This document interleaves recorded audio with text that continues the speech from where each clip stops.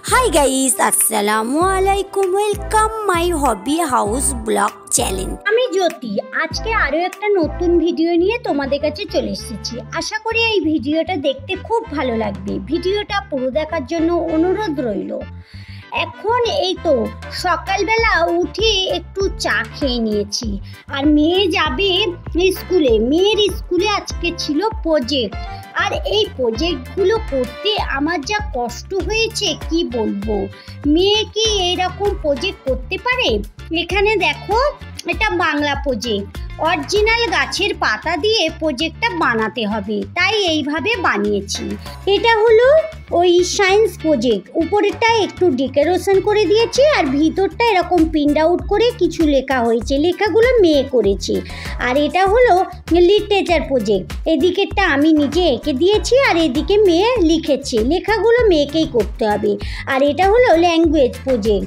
Language প্রজেক্টটা এখানে একটু প্রিন্ট আউট করে লিখেছে। আর এটা হলো ম্যাথটা কিন্তু আঁকতে হয়েছে। আর এটা হলো ওই ট্রাফিক সিগন্যাল। আর এখানে রয়েছে কম্পিউটারের পাস্ট বানাতে হবে। এই তো সবগুলোই আমি একটু একটু করে করেছি। লেখাগুলো কিন্তু মেয়েকে করতে হবে, আর ও তো অত বাচ্চা মেয়ে, ও কি এগুলো করতে পারে? তাই মায়েদের সব করে দিতে হবে, কিন্তু লেখাগুলো আর ড্রয়িংগুলো ওই বাচ্চাদের করতে হবে। তো এখানে সব প্রজেক্টগুলো ভাবলাম তোমাদের একটু দেখিয়ে দিই। আর তোমরা এই প্রজেক্টগুলো দেখে কীরকম লাগলো আমাকে কমেন্ট বক্সে জানাবে। আর এর মধ্যে কোন প্রজেক্টটা বেশি ভালো লাগলো আমাকে এটাও কমেন্টে জানাবে। মেয়েকে স্কুলে পাঠিয়ে দিয়ে চলে এসেছি ছাদে। আর এখানে দেখো, একটা ড্রাগন গাছের নিচে ওই দুটো লাউ গাছ হয়েছে, আর একটু লাউ শাকও হয়েছে। তাই সামনেই তো রমজান মাস পড়ে যাবে, আর রমজান মাসে ওই রাতেবেলা একটু শাক ফাক খেতে ভালো লাগে না। তাই ভাবলাম এই একটু যতটুকু হয়েছে ওই পাতাগুলো আর ডালগুলো কেটে আজকে রান্না করব। তাই এখানে ছাদে চলে এসেছি ওই শাকটা কাটতে। চলো এখানে শাকগুলো সব কেটে নিচ্ছি। যাই হোক, যারা এই পর্যন্ত আমার ভিডিওটা দেখছো, সম্পূর্ণ ভিডিওটা দেখতে থাকো। আর দেখতে দেখতে ভিডিওটি যদি ভালো লেগে যায়, ভিডিওর নিচে একটা লাইক দিয়ে ভিডিওটি কন্টিনিউ করবে। আর ভিডিওর বিষয়ে তোমাদের যদি কোনো মতামত থাকে, তাহলে আমাকে কমেন্ট বক্সে জানাতে একদম ভুলবে না। এখানে শাকগুলো কাটা হয়ে গেছে। আমি এখন চলে এসেছি রান্নাঘরে। শাকগুলো সব বাছাও হয়ে গেছে, আর এগুলো রান্না করব। এখন শাক রান্না করব। আর এখানে পেঁয়াজ, এখানে রয়েছে বাঁধাকপি, আলু, আর সবগুলো কেটে নিয়েছি। বাঁধাকপিতে মাংস দিয়ে করব।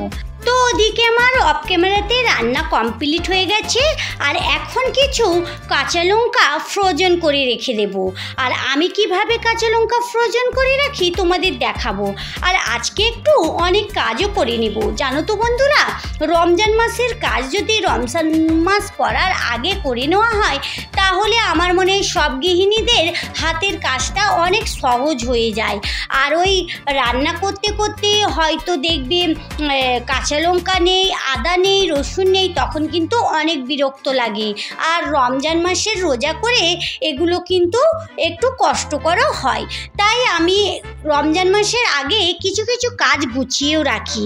এর আগেও তোমাদের অনেক ভিডিওই দেখিয়েছি, আর আজকেও কিছু ভিডিও আমি বানাচ্ছি। আর আজকেও কিছু কাজ গুছিয়ে রাখবো। তো কি কি কাজ গুছিয়ে রাখবো তোমরা দেখতে থাকো ভিডিওটা। আমি এখানে কাঁচা লঙ্কা নিয়েছি। হাজব্যান্ড বাজার থেকে অনেকটাই কাঁচা লঙ্কা নিয়ে এসেছে। তো কাঁচা লঙ্কার ডান্ডাগুলো সব আমি কেটে নিয়েছি। তারপরে এই লঙ্কাগুলো এবারে আমি ভালো করে ধুয়ে নেব। দেখো, এর মধ্যে কিন্তু সব ফ্রেশ লঙ্কা হতে হবে, আর খারাপ হলে হবে না। এখানে ডাঁটিগুলো রয়েছে, আর এখানে কটা খারাপ রয়েছে, খারাপগুলো ফেলে দেব। চলো এই লঙ্কাগুলোকে আমি ভালো করে ধুয়ে নেব। এখানে লঙ্কাগুলো ধোয়া হয়ে গেছে। এবারে এই লঙ্কাগুলো আমি একটু কেটে নেব। জানো তো বন্ধুরা, আমি আজকে দুরকমভাবে লঙ্কা ফ্রোজেন করে রাখবো। এক রাখবো কাঁচা, আর এক রাখবো ওই কাঁচা লঙ্কার যে গুঁড়া হয় ওইটা।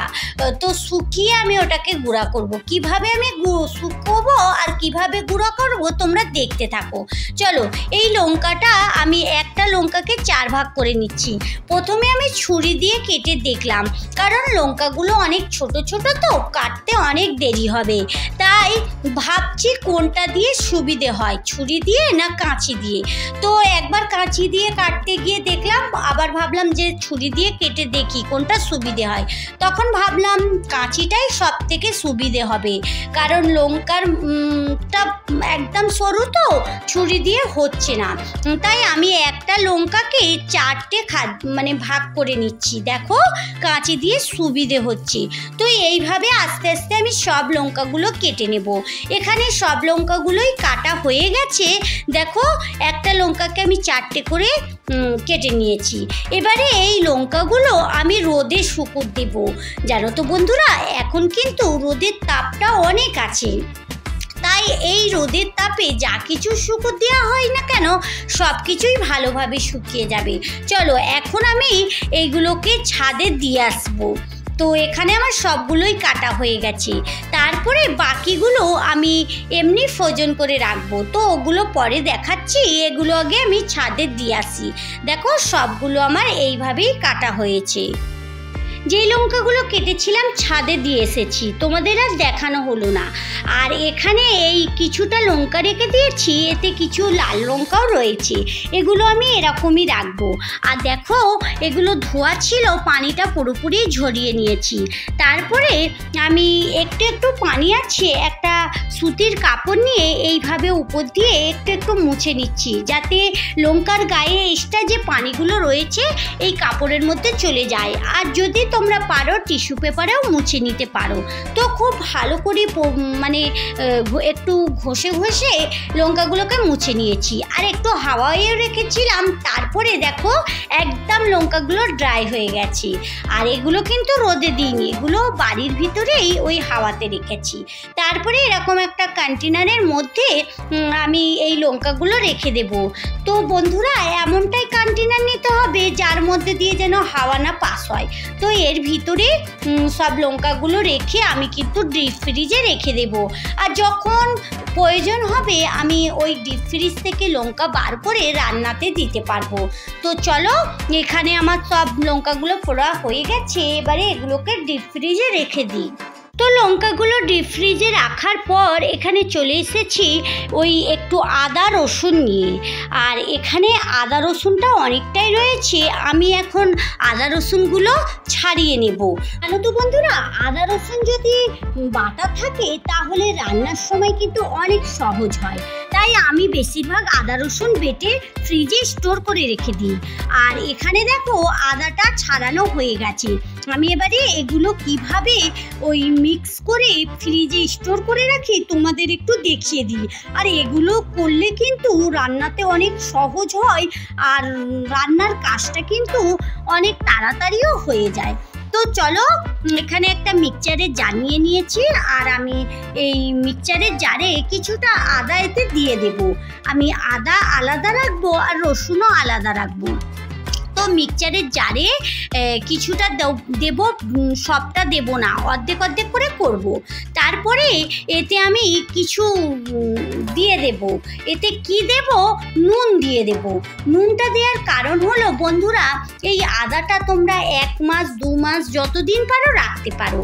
আর একটু পানিও দিয়ে দিলাম, কারণ পানিটা দিলে আদাটা কিন্তু একদম ভালোভাবে মিক্স হয়ে যাবে। দেখবে বন্ধুরা, অনেক সময় মিক্সচারে আদা রসুন পেশার সময় অনেকটা আদা রসুন ভালোভাবে মেশা হয় না।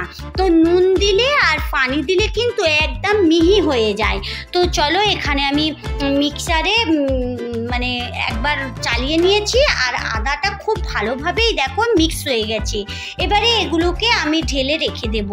আর এর মধ্যে নুনটা আর পানিটা অবশ্যই দেবে, তাহলে আদাটা তোমার কোনো কিছুই হবে না, অনেক দিন ধরে থাকবে। তো এখানে দেখো একদম ভালোভাবেই আদাটা মিক্স হয়ে গেছে। তো আমি এই আদাটা দুরকমভাবে রেখে দেব। দেখো এরকম একটা বরফের ওই জায়গাতে রেখে দিচ্ছি, এগুলোকে বরফ করে নেব। তো জানো তো বন্ধুরা, এই বরফ করে এই বরফগুলো একটু জমে যাবে, তখন এই জায়গা থেকে বরফগুলোকে খুলে আমি ওটা ওই পলিথিনে রেখে ফ্রিজে রেখে দেব। তো ওটা তোমাদের এখন দেখানো হলো না, ভিডিওটা অনেক বড় হয়ে যাচ্ছে, তো তোমাদের বলে দিলাম। তো এইভাবেই আমি এরকম করে একরকমভাবে রাখি, আর একরকমভাবে রাখি একটা ডিবেতের মধ্যে। ওটা মানে ডিপ ফ্রিজে রাখি না, ওটা এমনি নর্মাল ফ্রিজেই রেখে দিই। এখানে দেখো আমার সবগুলো আদা রসুন এখানে রাখা হয়ে গেছে, এটাকে এবার ডিপ ফ্রিজে পুরে দেবো। তো এদিকে বন্ধুরা রসুনটাও আমি কিন্তু শ্যামভাবেই করে নিয়েছি।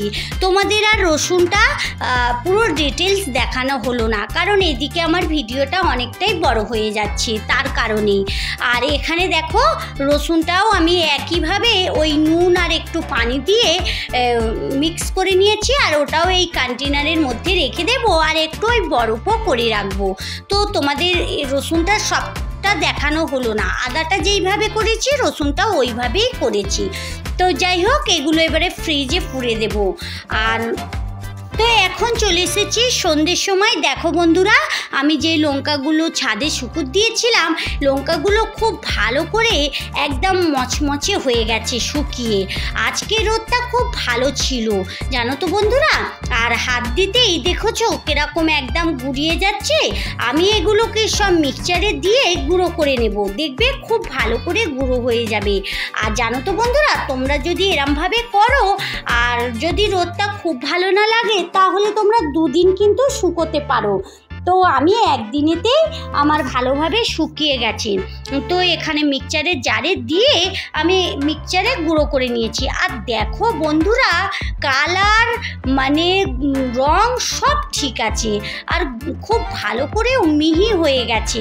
এগুলো এবারে একটা কাঁচের জারে আমি রেখে দেব। আর এইটা কিন্তু অনেক দিন ধরে রাখা যায়, 1 বছর 2 বছর রেখে খাওয়া যায়। আর এগুলো কিন্তু পকোড়াতে কোনো কিছুতে দিলে টেস্টটাও কিন্তু দুর্দান্ত হয়। আমি এখানে এই লঙ্কার গুঁড়োটা এই কাঁচের জারে পুরে রাখছি। তাহলে বন্ধুরা চলো, আজকের মতো ভিডিও এই পর্যন্তই। দেখা হচ্ছে নতুন কোনো ভিডিওর সঙ্গে। ভালো থেকো, সুস্থ থেকো, সাবধানে থেকো। ভালো লাগলে লাইক কমেন্ট শেয়ার করো। যারা এতক্ষণ আমার সঙ্গে থাকলে, আমার ভিডিওর কোথাও যদি একটু ভালো লেগে থাকে, তাহলে আমার চ্যানেলটা সাবস্ক্রাইব করে সঙ্গে থাকতে পারো। আর যারা এই কাজটা করে রেখেছো, তাদেরকে অসংখ্য ধন্যবাদ। Thank you.